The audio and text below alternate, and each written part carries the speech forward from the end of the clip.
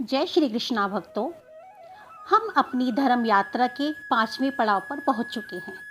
पिछले अध्याय में हमने जाना कि अकर्म से विकर्म की प्राप्ति की जा सकती है, जिसका अर्थ है भगवान के दिए ज्ञान को प्राप्त करके कर्म करना और उन कर्मों से कुछ ऐसा करना जिससे विशेष कर्म संभव हो।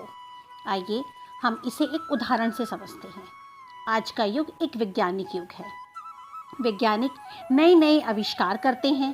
अपने इस कार्य के दौरान ना तो वो अपने बारे में सोचते हैं और ना ही वो फल की चिंता करते हैं। फल की चिंता से मतलब उन्हें नहीं मालूम कि वे इस कार्य में सफल होंगे या नहीं होंगे, फिर भी वो निरंतर प्रयास करते रहते हैं। यह विशेष कर्म है जो समाज के हित की दृष्टि से किया जाता है। तो भक्तों, आज हम गीता के ज्ञान सागर में बहते हुए 5वें भाग को जानेंगे। अर्जुन कहते हैं कि भगवान, आप सन्यास से कर्म को श्रेष्ठ बता रहे हैं, फिर आप सन्यास की विशेषता भी बताते हैं। प्रभु, मैं विचलित हो गया हूँ, मैं कौन सा मार्ग चुनूं? तब श्री कृष्ण बोलते हैं, पार्थ, सन्यास योग और कर्म योग दोनों ही लाभ पहुंचाने वाले हैं। दोनों ही मार्ग परम ब्रह्म प्राप्ति में सहायक हैं, पर इन दोनों मार्गों में कर्म योग श्रेष्ठ है। वे कर्म योगी जो ईर्ष्या, द्वेष, कामना, इंद्रिय सुख सभी प्रकार के द्वंद्वों से मुक्त होकर बिना फल की इच्छा के कर्म करते हैं, उन्हें दोनों मार्गों का फल प्राप्त होता है। हे अर्जुन, जो संत कर्म योग में संलग्न रहते हैं वे शीघ्र परम परमेश्वर को प्राप्त करते हैं। जो कर्म योगी शुद्ध बुद्धि से इंद्रियों को वश में कर सभी जीवों में परमात्मा के दर्शन करता है, वे सभी प्रकार के कर्म करते हुए कभी भी कर्म बंधन में नहीं पड़ता।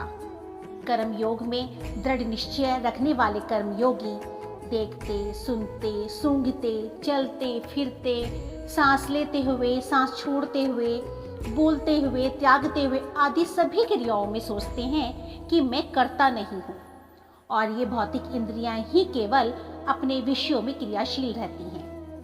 जो कर्म योगी अपने कर्म का फल भगवान को समर्पित कर देता है, उसके पाप कर्म उससे ऐसे अछूते रहते हैं जैसे कमल के पत्ते पानी में रहकर पानी से अछूते रहते हैं। जो कर्म योगी अपने कर्मों का फल भगवान को समर्पित कर देता है, वह परम शांति को प्राप्त करता है।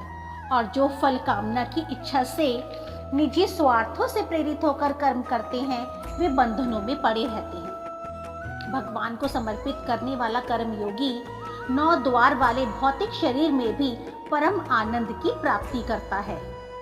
जिस जीव आत्मा का अज्ञान दिव्य ज्ञान द्वारा नष्ट हो जाता है और उस दिव्य ज्ञान से परम तत्व का प्रकाश उसी प्रकार से प्रकाशित होता है जैसे दिन में सूर्य के प्रकाश से सभी वस्तुएं प्रकाशित हो जाती हैं। एक सच्चा ज्ञानी पुरुष एक ब्राह्मण, गाय, हाथी, कुत्ते, चांडाल आदि को अपने दिव्य ज्ञान द्वारा समान दृष्टि से देखते हैं। ऐसी समदृष्टि रखने वाले ज्ञानी पुरुष जन्म मरण के चक्र से मुक्त होकर परम सत्य में स्थित हो जाते हैं। परम सत्य की स्थिति में आकर ज्ञानी मनुष्य असफलता, सफलता, सुख, दुख, लाभ, हानि हर स्थिति में समान रहते हैं।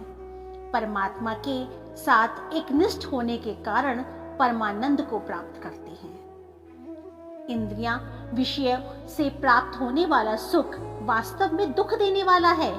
ज्ञानी पुरुष इंद्रिय भोगों में आनंद नहीं लेते। शरीर त्यागने से पूर्व कामना व क्रोध का त्याग करना ही परम शांति को प्राप्त होना है। भगवान की शरण में आए हुए योगी भगवान की कृपा से आंतरिक प्रकाश का अनुभव करते हैं। वे मनुष्य जिनके पाप धुल जाते हैं, संशय मिट जाते हैं, जिनका मन विचलित नहीं होता तथा वे प्राणियों के कल्याण के लिए समर्पित हो जाते हैं। वे ज्ञानी सांसारिक बंधनों से मुक्त होकर भगवान को पा लेते हैं। हे अर्जुन, जो भक्त मुझे सभी यज्ञों और तपस्याओं का भोक्ता, सभी लोगों का परम भगवान और सभी प्राणियों का सच्चा हितैषी समझते हैं, वे मनुष्य परम शांति को प्राप्त कर लेते हैं। तो भक्तों, यह अध्याय पूर्ण हुआ। इस अध्याय का सार कहा जाए तो मैं इसमें है कि अति को रोकना चाहिए। मन को काबू करके संयम रखकर फल की इच्छा के बिना कर्म करने चाहिए। असली ज्ञान यही है।